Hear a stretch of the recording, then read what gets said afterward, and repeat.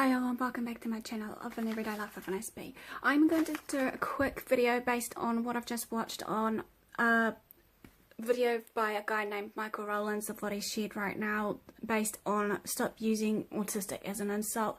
So hopefully for any of you autistics, while you're listening to this, I'll link the description below of his video as well as his channel versus everything else. And just to let you know that in the meantime, also for anyone else that's not on the autism spectrum, hopefully you can just gain a better understanding. As I said, I'm advocating and mentoring people like me as well as on the spectrum and outside the spectrum to gain better understanding and hopefully create more of an awareness and understanding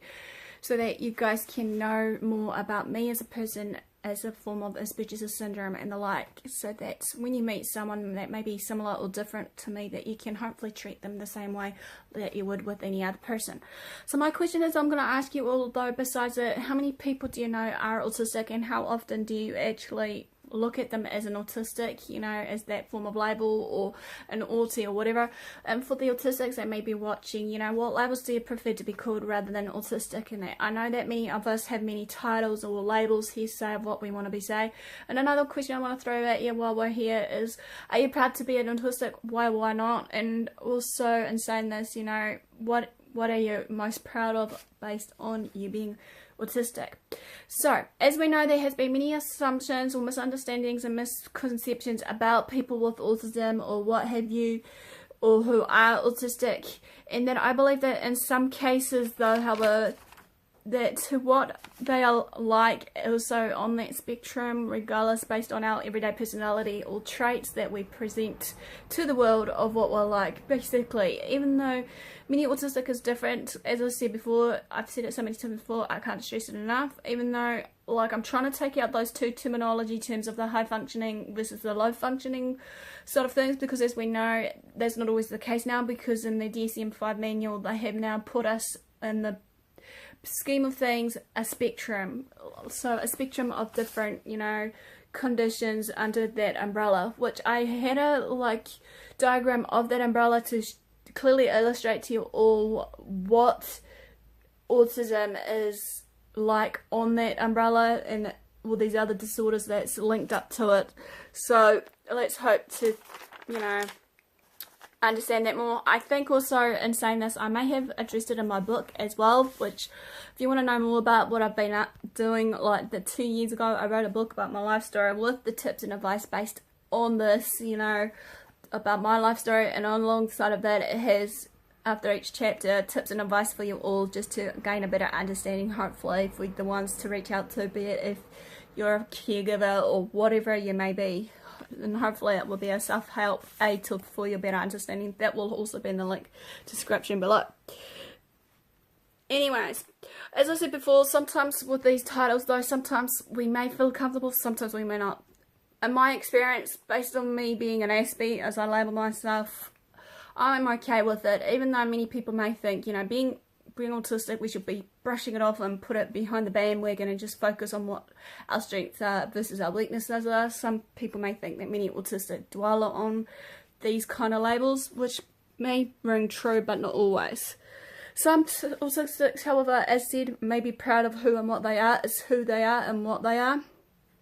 And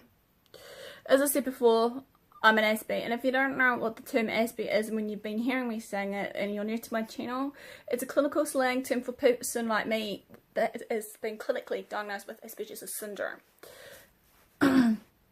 So as you know, I'm trying my very best to advocate and hopefully mentor the best I can for others around me. So hopefully anyone that's been talking to me either in the YouTube community or out, please let me know below in the comment section how I'm doing, obviously, or even just private message me, because obviously for some of us we don't have a voice yet because of maybe a fear of being judged, fear of just being rejected by society, even though still to this day we haven't been included in some everyday things, even though some of us, you may think, you know, we're just wallowing in pity for the hell of it, but we're not. I believe right now though, however, autism is being slowly recognised regardless of what's being you know, said about us in the media of who and what we are as autistics, you know, and I believe that no matter what, that hopefully in saying this, that this media will give the right ideas, even though there has been some programs that has been clearly addressed. But at what cost is this, you know, attention that we're getting from the media, however, because as I say, that many people may just tend to think that, you know, being autistic has its ups and downs. Yes, it does. It has its highs and lows and whatever else, but hopefully with a bit of acceptance along the way from others, we can go a long way. Okay, from what I was reading and researching up on, as well as watching this video from Michael Rowlands, basically on his response, autistic screeching obviously has been brought up, and obviously to me, how I see it, it happens to many of autistics on the spectrum, however in severe distress or pain, so it's like almost like a form of a sensory overload, so they tend to, you know, get that sensory overload going, the neurons in the brains ain't functioning properly obviously, and it's not wired properly in that structure, and it's trying its best to sort out the ins and outs of the means of communication versus, you know, the information that's been fed through of what's going on around them based on these everyday noises that they may hear. Some of it may cause so much pain and stress, as I said, sort of thing. And also in saying this, based on that, it's like crammed into the language barrier of the brain, however, as well as being locked up or even blocked up, however, and it can't seem to send its message across or through to the right wiring of the brain to, you know, make an effect after the cause of what's going down and whatnot.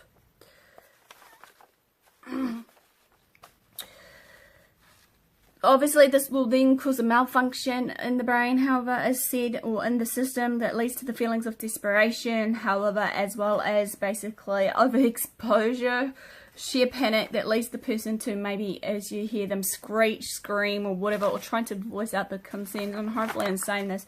that you'll, you know, listen to them more. We are who we are and what we are, obviously, because at the end of the day, we shouldn't let labels define us. Some of us may do, some of us just tend to, you know, what have you, do what they can to just not, you know, let it happen.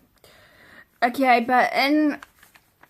Wattpad and Michael Rowlands' part in the section at 218, he mentioned about retarded dharma, etc. can affect us somehow, yet fact of the moment is that what we are also seen as in certain labels that we are broken, we need to be fixed, and also another one is we need a cure because obviously it's an illness or some form of disability that needs to be, but that's not always the case, I believe, but I'll share more about this. Do I believe we need a cure or to be fixed in my next video or update, but this is just, as I said, a little personal response from Michael Rowlands' video of what I'm sharing today. At 414, people with autistic traits, etc. is now known as part of a spectrum of disorders, or we can, as I said, use an umbrella as a form of the diagram to clearly explain it, as I shared before. At 6:30, he mentioned something about, you know, for some autistics of their traits, be it sensory meltdowns, overloads and whatnot, some of the characteristic traits I portray out, even though I'm calling them calm as a cucumber, yes, when there is too many noises around me, be it too much traffic versus, you know, if I'm moving closer into town, he say, like the big shopping mall with a lot of people humming, I'll hear a lot of humming going on and whatnot, and then it just gets a bit too much, and sometimes it leads me to like a little meltdown versus in a little panic attack state. And at 7:54, basically, like the last bit of his video mentioned, he said that it is harmful, and I agree, and I thank you, Michael, for sharing this, obviously, because obviously it needs to be addressed. I give you a hands up of praise for you to stand up and actually share this, basically, even if you are, like you said, you have a sister that's got autism and stuff, and you're probably just speaking it based on what you've experienced with her and whatnot, but it goes to show from what I've seen in some of your videos, you pointed out some key points, especially this one right now, that you do have a fair understanding and a bit of empathy towards your sister and maybe towards others that are on the spectrum. So like, hopefully in saying this, that there'll be many more like you, even if they don't understand it or they know of someone that is autistic, they can make a stand too, because we don't wish to be bullied or anything. We're still human after all, even under that label with the word autism or autistic or whatever it may be, basically, because in fairness which thing. So I want to just quickly ask you guys a few more questions based on this before I link it up to it on below. Is like, what do you think should change based on like people saying this, even though we know we can't change people's minds and everything, but how much more can we create as an awareness and understanding, even if, you know, autism is starting to come out more in the limelight of the media stages of certain things, be it Facebook, you know, some TV programs, even though some TV programs are still over exaggerating certain bits of autism, you know, and whatnot. And do you think that besides all this exaggeration, should we put a stop to it in a way of not talking about it, or shall we keep talking about it, even though many people may think, you know, it's not a good idea? I don't know, but I would like to know your thoughts, guys, before I end this. So, and I'll say this again, once again, thanks Michael for this, and thanks for everyone that's watching and been of support and been on the bandwagon with me. So if any of you haven't subscribed as of yet and you would like to join me on the bandwagon of my journey with Aspergers syndrome and health and awareness and everything else that I do in between, smash that like button. Also hit that subscribe basically, and while you're down there, turn on the notification bells so you can keep up to date with the new content that I'm hoping to bring out on the daily, regardless what it may be. Feel free to share these videos around to family and friends. And all further ado, guys, thanks for your support, thanks for watching, do what you love what you do. Until next time, Aspie signing out, and I'll see you again soon. Ciao for now.